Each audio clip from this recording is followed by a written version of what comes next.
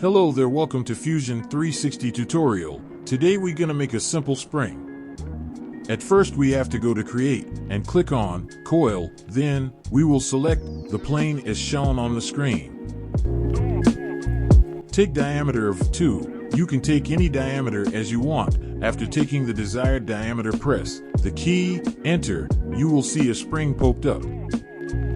Now you can adjust the diameter, number of revolutions of the spring, height of the spring, section size of the spring, according to your need.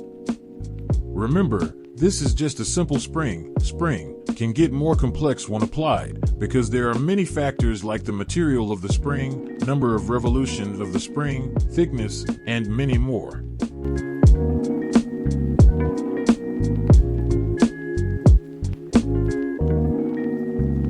Our spring is ready now. If you want to learn more complex structure of spring, then visit my YouTube channel and subscribe to get more easy tutorial like this. If you have any question, please ask me in the comment section. And hey, tell me from which country you are watching my video in the comment section.